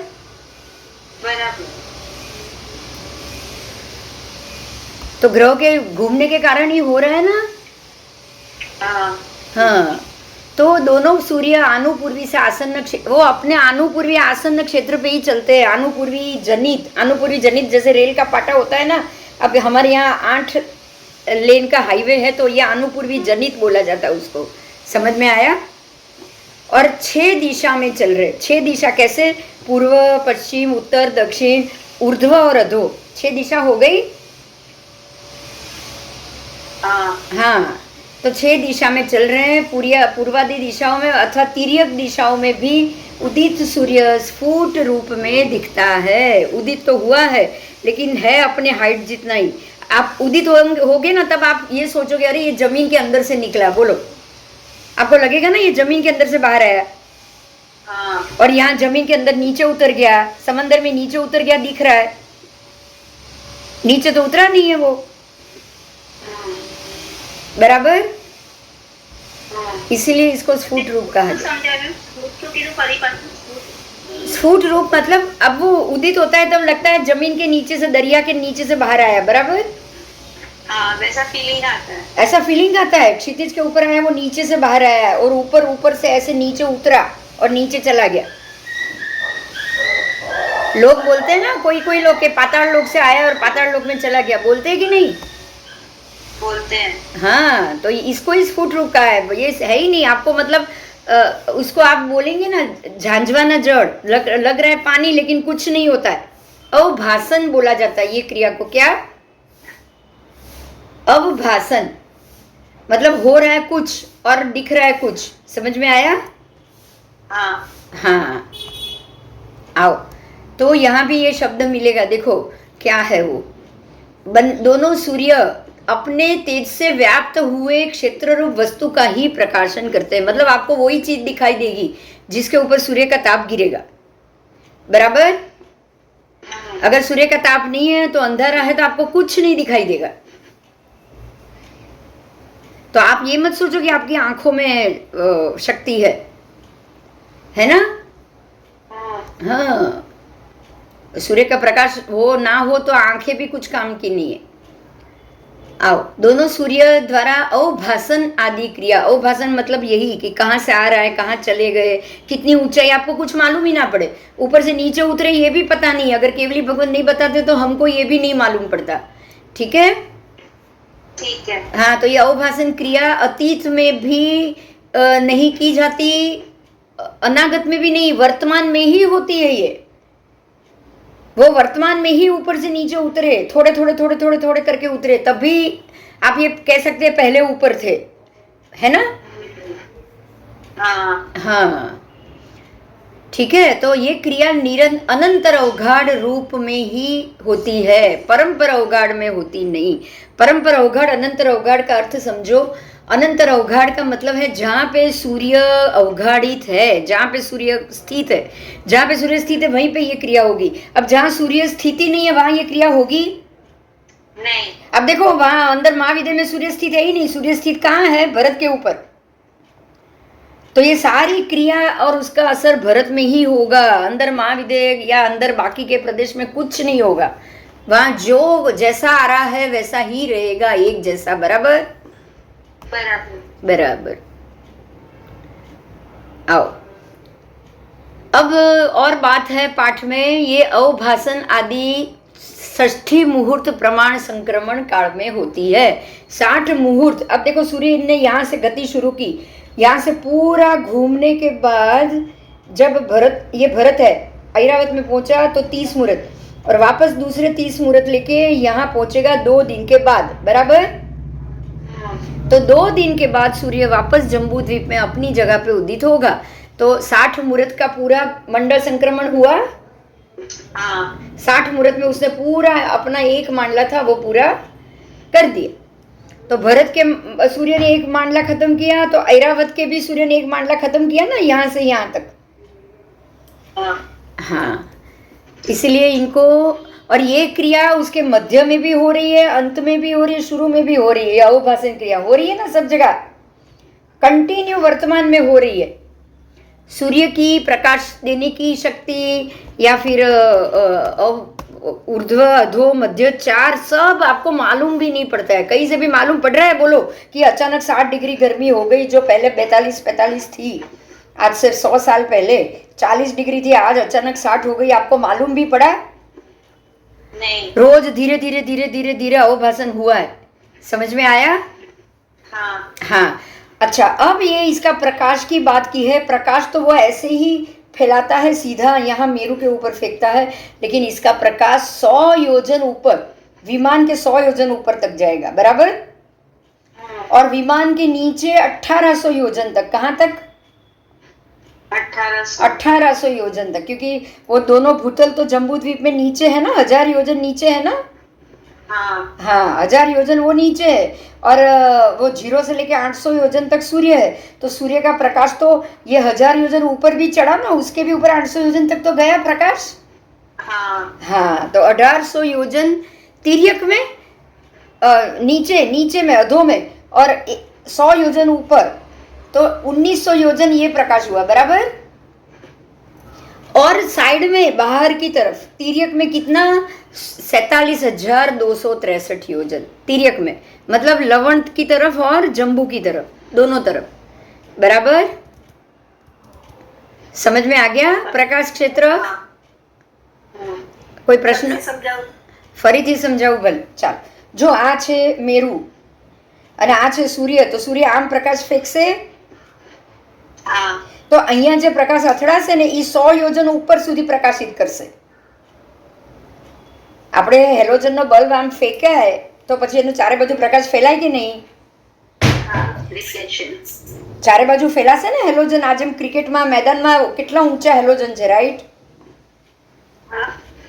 ક્રિકેટના મેદાનમાં પેલા હેલોજન, તમે લગનમાં હેલોજન મૂકે છે ને બધે લાઈટો, એનો પ્રકાશ આમ સીધો ફેંકાય. બરાબર. પણ ચારે બાજુ ફેલાય ચારે બાજુ. તો 100 યોજન ઉપર, 1800 યોજન નીચે. સમજાયું? 100 યોજન ઉપર, 1800 નીચે કેવી રીતે? તો 900 યોજને સૂર્ય છે, 800 યોજન, સોરી 800 યોજને સૂર્ય છે. કિનારે ભરત ક્ષેત્રથી ઉપર 800 યોજને સૂર્યનું મંડળ આવ્યું. બરાબર. તો સૂર્ય છે ત્યાંથી 800 યોજન તો નીચે ફેંકશે જ. અને પેલા 1000 યોજન ગ્રામ નીચે ઉતરે ને, બે બાજુ 1000 યોજનનો ઢાળ છે ને ચારે બાજુએ, તો એ 1000 યોજનનો જે ઢાળ છે ને એ ઢાળ 1000 યોજન નીચે સુધી, એટલે 1000 એ વધ્યા, 1000 એ વધ્યા, મેરુના લેવલથી 1000 એ વધ્યા ને, એટલે 1000, 800, 1800 યોજન અધોમાં સૂર્ય જ્યાં છે ત્યાંથી અધોમાં, અને ઉપર 100 યોજન. સમજાઈ ગયું? હા. અને બાહ્ય બે બાજુ તિર્યક એટલે આમ તીરછું, આ બાજુ લવણ સુધી ને આ બાજુ અંદર જંબુ સુધી, એ બે તિર્યક થશે ને, તો એ 47,263 યોજન સુધી તિર્યકમાં પ્રકાશ ફેંકશે. અંદર બી 47,000, બહાર બી 47,000. બરાબર. 47 જો આ તમને આ ચિત્ર દેખાય છે, આમાં દોરેલું ડ્રોઈંગ દેખાય છે? ના અત્યારે તો હા ઉભા જો આમાં તમારા બધા જ આવ્યા. હવે હું તમને આમાં ચિત્રોમાં સમજાવું છું. આવો છે રાઈટ? મારું કર્સર દેખાય છે? ના કોને નથી દેખાતું બોલો? જો હવે પેનથી ડ્રો કરેલું છે. હા મેં પેનથી ડ્રો કરેલું છે. તો એને મોટું કરું લો. દેખાયું હવે? હા દેખાય છે, દેખાય હા બસ જો 1000 યોજન આટલો જંબુ ઊંચો થશે. અહીંયા 0 થી અહીંયા સુધી 1000 ઊંચાઈ અને 1000 ઉતરે છે રાઈટ? હા 1000 યોજન મેરુ અંદર છે ને ઉદ્વેદમાં ચારે બાજુથી. હવે જ્યોતિષ ચક્રમાં અહીંયાથી 800 યોજન સૂર્ય, 0 થી 800 યોજન ઉપર સૂર્ય રાઈટ? રાઈટ સમજાય? હવે આ જ્યારે અહીંયા 800 યોજન સૂર્ય છે એ 800 યોજન આમ પ્રકાશ ફેંકશે કે નહીં ઊંચાઈએ? એક છે. મેં તમને જેમ કીધું છે ને હેલોજન બલ્બ કેવી રીતે ફેંકે? સૂર્યનો પ્રકાશ સૌથી પહેલો તો મેરુને જ અથડાશે બરાબર ને? બરાબર તો મેરુને અથડાયો તો અથડાઈને 1000 યોજન સુધી નીચે આવવાનું ને અહીંયા કિનારે. મેરુને અથડાશે તો મેરુના બહારના મેરુને અથડાશે રાઈટ? રાઈટ હા પણ તો આ જે ઢાળ 1000 ઉતરશે તો આ બધે પ્રકાશ આવશે કે નહીં? આવશે. હા તો આ બધે પ્રકાશ અને આ મેરુના ઉપર 800 અથડાશે બરાબર? બરાબર એટલે 1800 યોજન આ થયા. સમજાયું? 1000 અને ઉપરના 800 1800 થઈ ગયા. હા હા અચ્છા હવે જ્યાં સૂર્ય છે એની ઉપર 100 યોજન, સૂર્યની ઉપરના 1000 100 એ જુદા જુદા એ જુદા. અને તિર્યક એટલે શું? તો કે સૂર્ય તો અહીંયા છે તો અહીંયાથી બહાર 47000 અને અહીંયાથી અંદર 47000. અહીંયાથી અંદર મેરુ 45000 એ મેરુ છે રાઈટ? અને મેરુ આમ જેમ જેમ અહીંયા 10,000 પોળો પણ અહીંયા સુધી તો નાનો થયો કે નહીં આટલો ઊંચો 800 યોજન સુધી તો. એટલે અહીંયાથી આ કિનારેથી સૂર્યથી પ્રકાશ અહીંયા સુધી આ મેરુને અથડાય છે ને ત્યાં સુધી 47,263 યોજન છે. કેટલા? 47,263. હા કારણ કે આ છેડેથી આ છેડે તો 1 લાખ થઈ ગયો કે નહીં? મેરુ આ જંબુ આ છેડેથી આ છેડે 1 લાખ થશે કે નહીં? હા તો આ 47,000 સુધી અંદર પ્રકાશ અને એવી જ રીતે સૂર્યનો પ્રકાશ બહાર 47,000 સુધી. સમજાય છે આ વાત? હા હા હા પણ 47,000 કેવી રીતે હોય ન સમજાય. 47,000 એટલે જો તમને સમજાવું આપણા જે આ મેરુથી અહીંયા સુધી 45,000 છે તો નક્કી ને? હા મેરુથી અહીંયા સુધી 45,000 છે એટલું તો નક્કી રાઈટ? રાઈટ હા તો આ તો 45,000 છે પણ હવે 45,000 સુધી જ જો પ્રકાશ ફેંકાય અહીંયા અંદર તો 45 ફેંકાઈને પાછો આવ્યો પણ બહાર તો ફેંકાવા માટે કશું છે નહીં ને અટકાવવા માટે તો.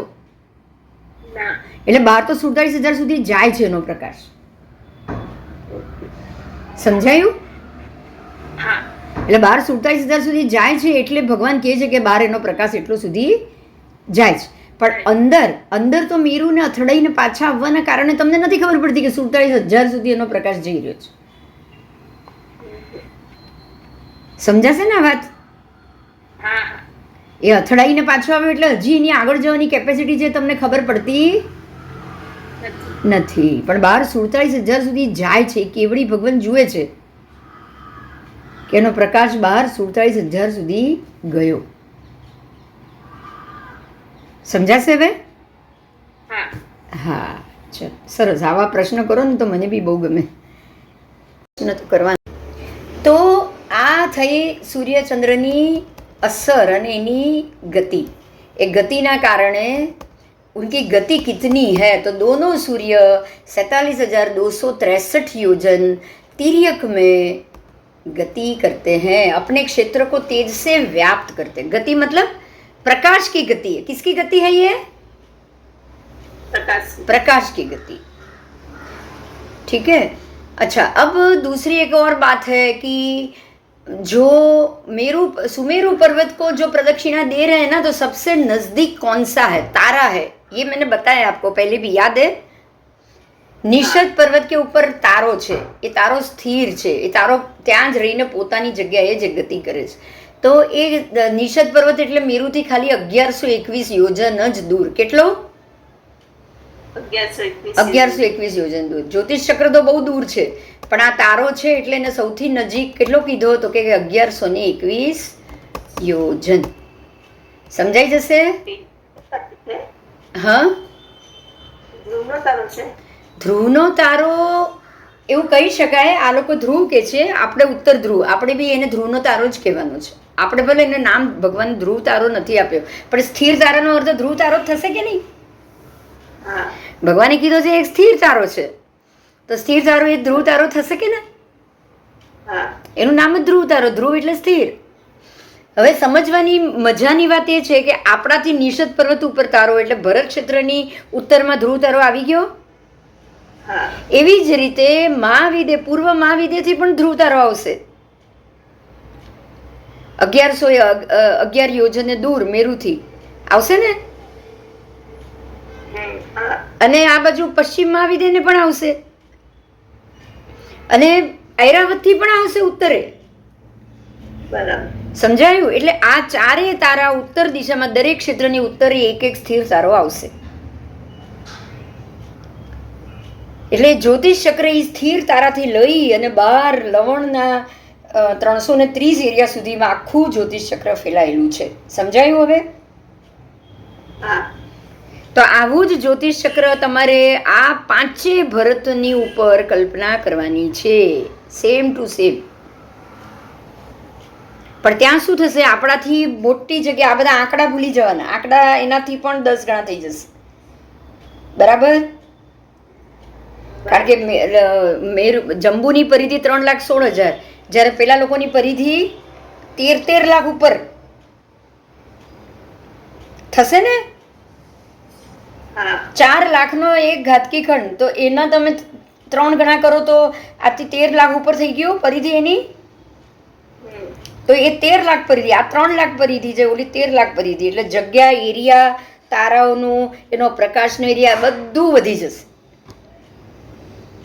સમજાય છે?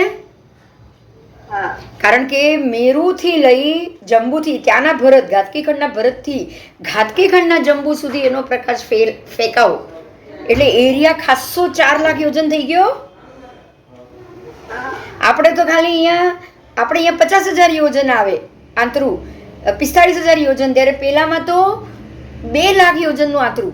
ટોટલ 4 લાખ છે. ટોટલ 4 લાખ છે, એટલે 2 લાખ યોજન દૂર સુધી સૂર્યનો પ્રકાશ ગયો. બરાબર? એટલે ત્યાં તો સૂર્યનો પ્રકાશ 2 લાખ સુધી ફેંકાશે. જે સૂર્યનો પ્રકાશ આમાં તમે 47,000 સુધી જોયો ને, એ પ્રકાશ અહીંયા સીધો 2 લાખ યોજન સુધી ફેંકાશે. એટલે એ ગતિમાં ફરક પડશે, માત્ર યોજનના આંકડામાં જ. એ સિવાય કશામાં ફરક પડશે નહીં.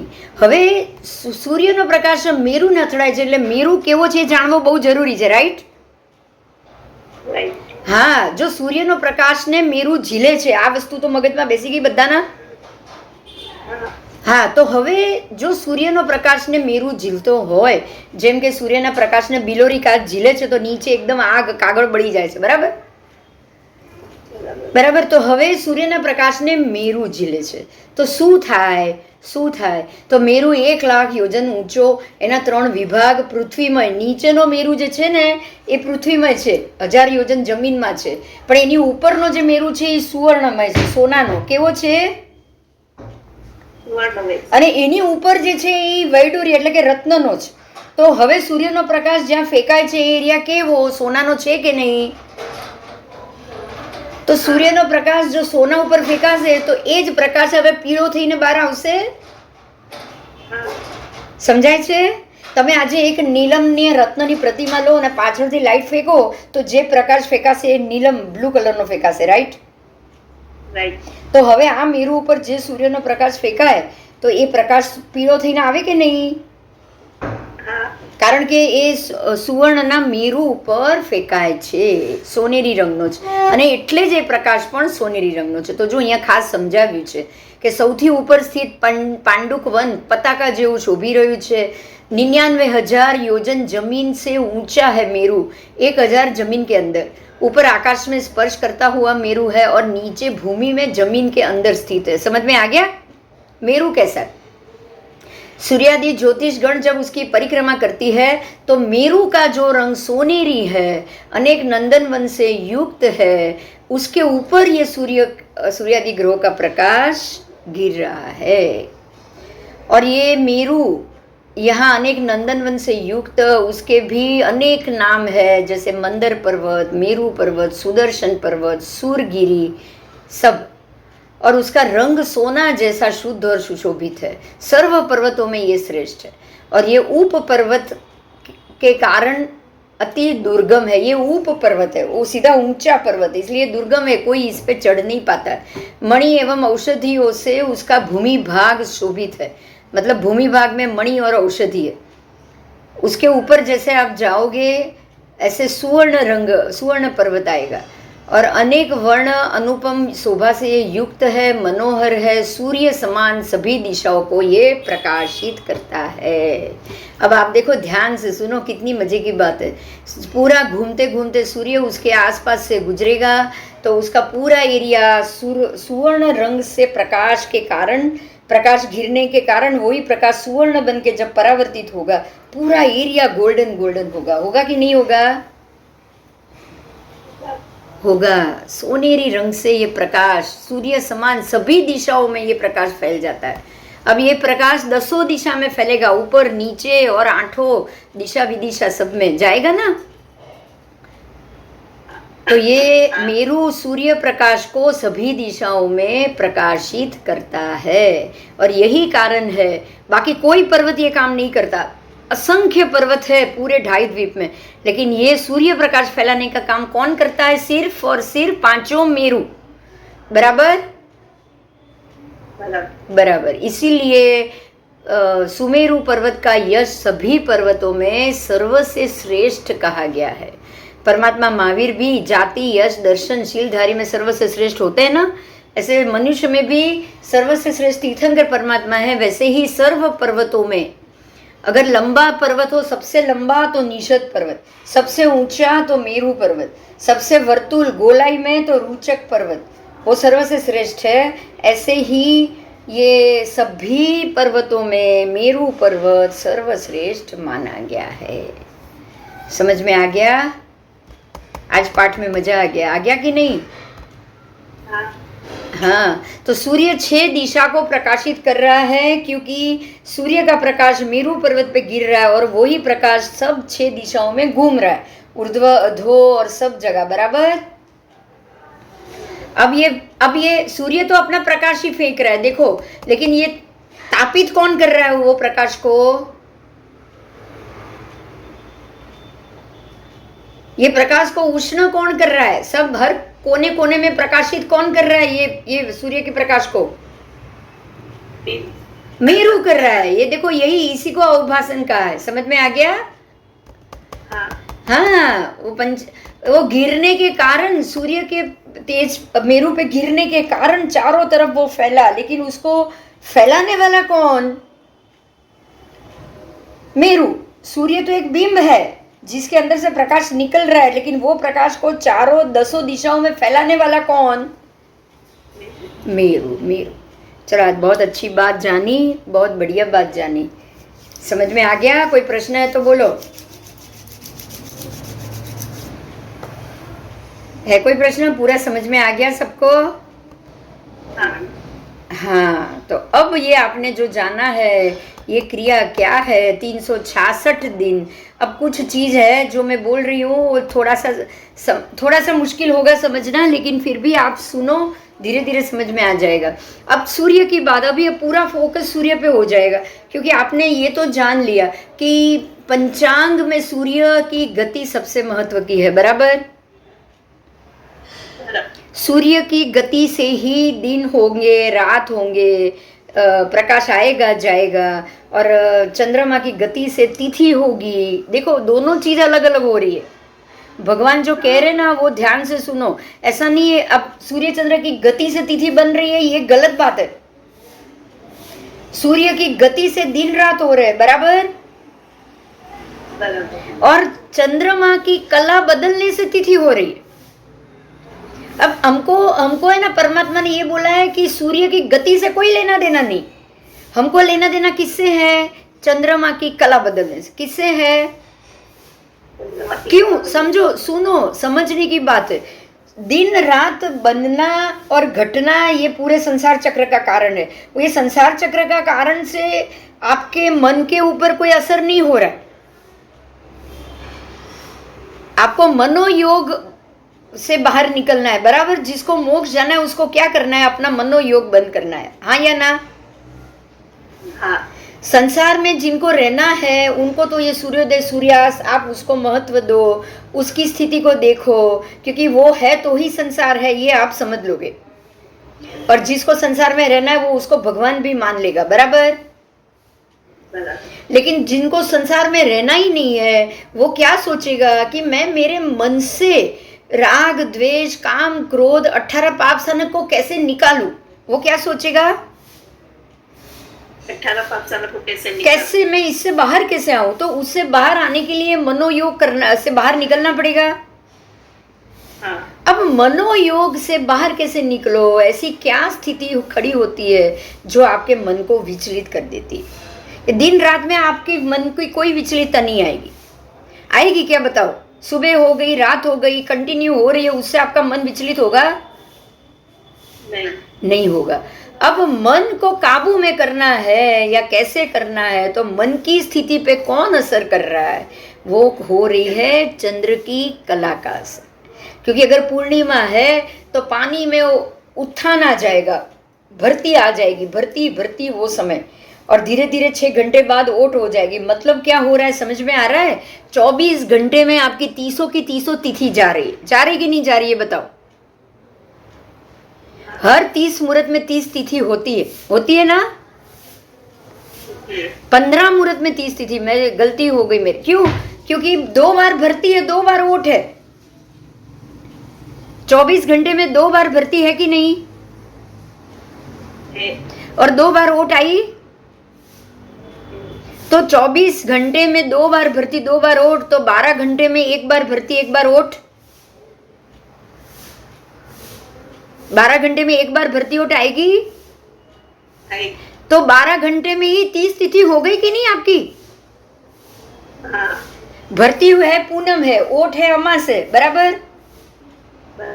तो 12 घंटे में आपकी 30 तिथि हो गई। बात समझ में आ रही है मेरी? जब हम बड़ी 14 को देखते हैं ना, 24 घंटे की, अरे आपके 2 घंटे की भी 14 आ रही है। आ रही है कि नहीं? खबर। हाँ, सूक्ष्म सूक्ष्म समझो। देखो देखो, जब भी भरती आएगी पूर्णिमा के दिन 12 बजे, पूर्णिमा 12 बजे भरती, मतलब आज पूनम है, आज पूनम है, बराबर। तो ही दोपहर को 12 बजे भरती आएगी।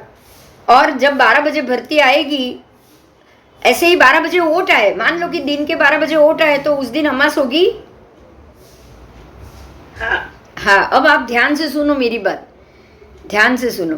12 बजे भरती आना वो दिन के लिए हुआ, ओट वो दिन के लिए हुआ, लेकिन भरती ओट तो 24 घंटे में तो 2 बार आती है कि नहीं आती है?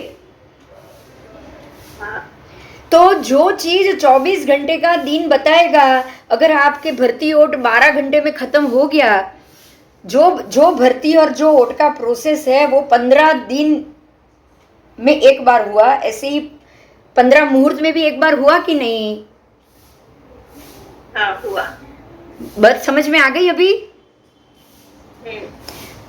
भर्ती 12 बजे भर्ती, 6 बजे ओट, 15 दिन में एक बार हुआ। पूर्णिमा को 12 बजे ओट, और उसी वक्त 12 बजे भर्ती, उसी समय भर्ती जब भी आएगी 6 घंटे बाद ओट कंपलसरी आएगी। ये बात सही है, राइट? राइट। राइट, बस तो आप यही समझो कि ये 15 दिन 15 तिथि निकल गई, अब वध पक्ष शुरू हुआ और अमावस आ गई। एक बार भर्ती, एक बार ओट का जो पूरा 1 महीने का प्रोसेस है ना, वो हर 12 घंटे में हो रहा है। समझ में आ रहा है? इसीलिए आपको ये 24 घंटे में 2 बार भर्ती, 2 बार ओट, परमात्मा इसीलिए कह रहे हैं प्रत्येक समय में आप सावधान रहो। अब ध्यान से सुनो मेरी बात, 2 बार भर्ती आ रही है, 2 बार ओट आ रही है 24 घंटे के अंदर। भगवान कह रहे हैं कि आपका भी सुबह प्रतिक्रमण, शाम प्रतिक्रमण, सुबह देवसी का प्रतिक्रमण प्रायश्चित सुबह कर लो, रात को कर लो, पूरी रात का प्रायश्चित सुबह के राय प्रतिक्रमण में कर लो। भगवान भी ये कह रहे हैं कि दोनों बार, दिन में 1 बार नहीं 2 बार आप अपने सारे किए हुए पापों की क्षमा याचना कर लो। कह रहे कि नहीं कह रहे बताओ? तो यही बात को आपको समझना है हमको। अब देखो, दिन रात को छोड़ो एक तरफ, सूर्य की क्या स्थिति उसको नहीं जानना है, लेकिन तिथि को महत्व जरूर देना है, क्योंकि तिथि के कारण ही ये 2 बार देवसी और राई, दिन तिथि रात्रि तिथि, देखो भगवान ने भी उसको बराबर 2 हिस्सों में बांट दिया है। एक तो 24 घंटे की तिथि को दिन तिथि रात्रि तिथि 12-12 घंटे के 2 टुकड़ों में बांट दिया है। समझ में आ रही है मेरी बात? तो 12 घंटे की देवसी का प्रतिक्रमण भी आपको करना है, 12 घंटे का राई का प्रतिक्रमण भी आपको करना है। तो आपके लिए दिन तिथि रात्रि तिथि दोनों का महत्व बढ़ गया है। बढ़ा है कि नहीं बढ़ा है? रात के पाप का प्रायश्चित सुबह करो, सुबह दिन का प्रायश्चित रात को करो। भगवान 24 घंटे तक राह नहीं देखने को कह रहे। क्यों? दिन में 2 बार भर्ती ओट आ रहा है, मतलब दिन में 2 बार आपका मन उत्थान मार रहा है। अब 18 पाप स्थानक का सेवन 2 बार 2 बार हो रहा है, मतलब ये हो गया कि अगर 12 घंटे निकल गए ना, तो अब प्रायश्चित जघन्य रूप से कम हो जाएगा। बात समझ में आई? हाँ। प्रायश्चित भी 3 प्रकार का होता है ना, संजवलन कषाय, अनंतानु कषाय, होते कि नहीं? अनंतानु कषाय, अप्रत्याख्यानी, प्रत्याख्यानी, संजवलन, 4 कक्षा है कि नहीं कषायों की भी? हाँ। तो इसीलिए भगवान ने बोला है कि तुरंत मांग लो, 12 घंटे में प्रायश्चित ले लो, तो आप संजवलन कक्षा के कषाय में रहोगे। अब 12 घंटे में क्यों बोला, आप सोच लो खाली इतना ही। देवसी प्रतिक्रमण, राय प्रतिक्रमण दोनों अलग 12-12 घंटे में क्यों बोला गया है बताओ? क्योंकि दिन में 2 बार भर्ती ओट आता है, दिन में 2 बार उत्थान तिथि का होता है। तिथि की उथल पाथल आपके मनोयोग को 2 बार बिगाड़ेगी ही बिगाड़ेगी। दिन का पाप अलग है, मनोयोग अलग से कर रहा है, रात्रि का पाप मनोयोग अलग से कर रहा है। अब दिन का पाप का भी प्रायश्चित अलग करना है, रात्रि के पाप का भी प्रायश्चित अलग करना है। क्यों? क्योंकि 2 बार दिन में भर्ती आती है, आपका मन उत्थान ले रहा है, मनोयोग प्रबलता से काम करेगा ही करेगा। करेगा कि नहीं बताओ? चलो करेगा। तो अब ये तिथि का जंक्शन समझ में आ गया किससे जुड़ा हुआ है? हाँ। दिन के जंक्शन से कोई चिंता करने की जरूरत नहीं। अब देखो, फिर से ध्यान से सुनो, दिन का जंक्शन हमेशा हमेशा के लिए है। ये जब तक संसार है तब तक है। पूरे लोक में जितने भी तिर्यक लोक में जितना भी मनुष्य लोग, 2.5 द्वीप है, हर जगह सूर्योदय सूर्यास्त है, हर जगह दिन रात की अवस्था है, उससे आपको कोई नुकसान नहीं है, बराबर। लेकिन तिथि के कारण इंडिविजुअल हर एक जीव को नुकसान होगा। किसको होगा? प्रत्येक जीव को नुकसान होगा तिथि के कारण। 12 घंटे की तिथि, 12 घंटे की राय तिथि, 12 घंटे की दिन तिथि, प्रत्येक जीव अपने अपनी कक्षा के अनुसार पापाचरण करेगा ही करेगा तिथि के कारण, और वो पापाचरण से मुक्त भी हो पाएगा प्रत्येक जीव खुद प्रतिक्रमण करके। सम्यक दृष्टि जीव है तिर्यंच। देखो ध्यान से सुनना, मेरी ये बात बहुत महत्व की। सम्यक दृष्टि जीव चाहे तिर्यंच होगा, वो प्रतिक्रमण करने नहीं बैठ पाएगा। बैठेगा क्या? नहीं, वो क्रिया से नहीं करेगा, लेकिन द्रव्य से वो नहीं कर पाएगा, लेकिन भाव से वो प्रतिक्रमण जरूर करेगा। भाव से वो त्याग देगा कि मुझे किसी को भी जरूरत के बिना मारना नहीं है। करेगा कि नहीं? संभाव में रहेगा कि नहीं? सर्प भी होगा तो कोने में बैठा रहेगा, मंदिर में भी आके वो मंदिर में रहेगा, कोने में बैठा, किसी को मारने या काटने के लिए नहीं जाए। बराबर? तो ये मनोयोग को काबू में रखना, मनोयोग से मुक्त होना, पहले काबू करोगे, संवर करोगे, उसके बाद उसमें से निर्जरित होगे। राइट? हाँ, तो उसके लिए क्या जरूरी है? दिन तिथि, रात्रि तिथि को समझना, दिन तिथि को समझना, रात्रि तिथि को समझना, दैनिक दिन तिथि का प्रतिक्रमण करना, रात्रि तिथि का प्रतिक्रमण करना, या प्रतिक्रमण द्रव्य से करो या भाव से करो, या वो पाप से मुक्त होने की इच्छा करो। बात समझ में आ गई? 18 पाप सानक से मुक्त होना। तो ये इसके ऊपर कौन काम कर रहा है? चंद्र और चंद्र की कला। कौन काम कर रहा है? चंद्र की कला। जैसे ही चंद्र की कला बढ़ती जाएगी, आपका मन प्रफुल्लित होता जाएगा, मनोयोग बढ़ता जाएगा, आप वो सब पाप क्रिया करते जाओगे। और जैसे ही चंद्र संकुचित होता जाएगा, आपका मन भी संकुचित होता जाएगा। हो सकता है कुंठित भी हो, दो चीज हो सकती है। राइट? लेकिन मन खिलना जरूर बंद हो जाएगा, संकुचित जरूर होगा, संकुचित होगा, संकुचित करके सम्यक दृष्टि जीव ऐसे संकुचित मन को करके अपने सारे इंद्रियों को गुप्त करके शांति से बैठ के अपना प्रायश्चित करेगा कि नहीं? करेगा। तो हमारे लिए क्या इंपॉर्टेंट है? सूर्य का घूमना या चंद्र का घूमना? चंद्र का घूमना। चंद्र का घूमना अगत्य का है। चंद्र की कलाओं से अपने मन को ना डोलने देना, काबू में रखना ज्यादा जरूरी है। बराबर। तो चंद्र की कला से ही हमारा मन कंट्रोल में आएगा। चंद्र की स्थिति से ही तिथि को समझेंगे। उस तिथि के ऊपर भगवान ने खास बात कही है सूर्य गणांक सूत्र में और बहुत से दूसरे आगम पाठ में कि पर्व तिथि के दिन 24 घंटे तक पौषध करो, 24 उपवास करो, कोई भी द्रव्य नहीं यूज करना है, जितने भी हो सके उतने सर्व पाप से त्याग करना। पौषध उपवास करके अपने आप अंदर अपनी स्थिति में रहोगे तो मोक्ष जाने वाले जीवों के लिए कर्म से बचना और घटना, कर्म खत्म करना आसान हो जाएगा। बात समझ में आई? तो पर्व तिथि को क्यों? क्योंकि पर्व तिथि के समय दूज, पंचमी, अष्टमी, 11 और 14 ये 5 पर्व तिथि 2 पर्व में आएगी, इसलिए 10 पर्व तिथि। ये 10 पर्व तिथि के समय सबसे ज्यादा मनोयोग, वचन योग, काय योग सबसे ज्यादा बलवत्तर होके काम करते हैं, बहुत बलवान हो जाते हैं। इच्छाएं आपकी बहुत बलवान हो जाएगी। इच्छा बलवान हो जाएगी तो आरंभ समारंभ भी बलवान हो जाएंगे। अगर मन बेकाबू रखा, कोई बाधा नहीं, कोई नियम नहीं, कुछ भी करो, आराम से घूमो, खाओ, पियो, मजा करो, अगर दिमाग में ये बात है तो मनोयोग, वचन योग, काय योग बलवत्तर हो जाएंगे पर्व तिथि में।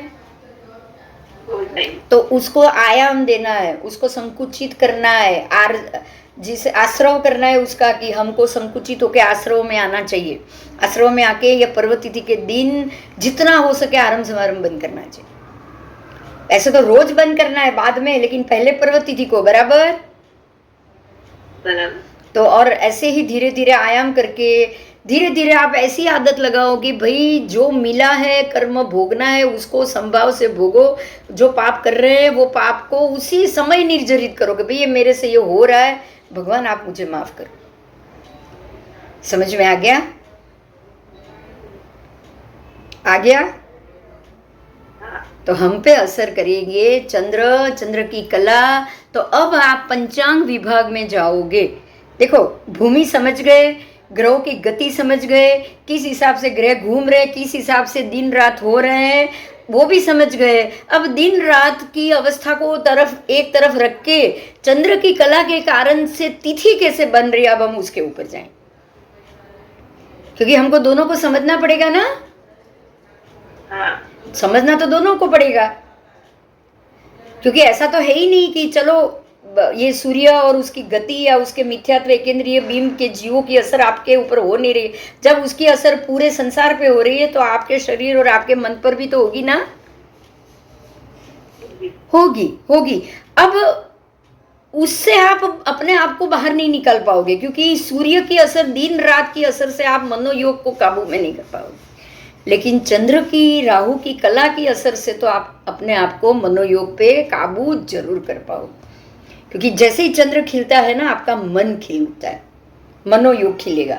और जैसे ही चंद्र अमावस होगा ना, आप सारे व्यक्ति जो उसमें मजबूत मनोबल वाली है वो अपने आप पे काबू रख पाएगी। लेकिन जो चंचल मन वाली व्यक्ति है, उसका दिमाग, जैसे कि मैं कहती हूँ, बहुत बार कह चुकी हूँ कि मेंटल हॉस्पिटल में उस वक्त जो मन के जो रोगी है ना, वो अपनी स्थिति को खो देते हैं, है ना। खोते हैं कि नहीं, बोलो। और वचन योग, काय योग भी खो देते हैं। कुछ भी बोलना, बकना, बोलते रहना, मानसिक रोगी कुछ भी बोलते हैं, बोलते कि नहीं, बताओ। तो कर्मबंध तो होता ही है, उससे भी कर्मबंध तो होता ही है। और काय योग से क्या होगा, जब मन काबू में नहीं, वचन काबू में नहीं, तो काया से तो अपने आप कर्म बंधना ही बनना है ना। आप काया को कैसे बचा सकते, काय योग से कैसे बच सकते हो। तो मन योग ही महत्व का है, जिसके कारण वचन योग और काय योग बिगड़ेगा। मन अगर काबू में होगा तो ना वचन योग बिगड़ेगा ना काय योग बिगड़ेगा। अब हम मन योग, वचन योग, काय योग पे अगले क्लास में लेक्चर लेंगे, बराबर। तो कल लेंगे, कल मन योग, वचन योग, काय योग समझाएंगे। खाली मुझे याद करा देना, बराबर। हाँ जी, हाँ जी, हाँ जी। चलो बोलो, अभी आगे कोई प्रश्न? नहीं नहीं नहीं नहीं, ठीक है। तो ठीक है, ठीक है। चल। जय जिनेन्द्र, जय जिनेन्द्र। कल फिर से लेक्चर ले लेंगे, हाँ, ये टाइम पे। जय जिनेन्द्र।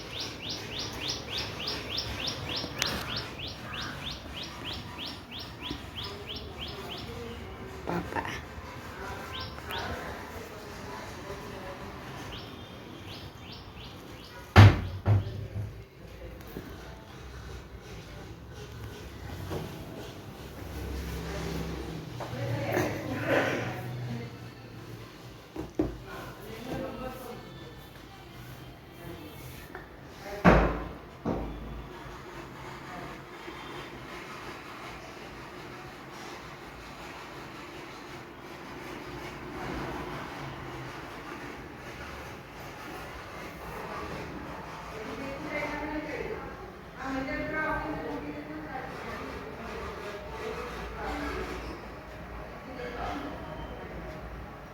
माँ,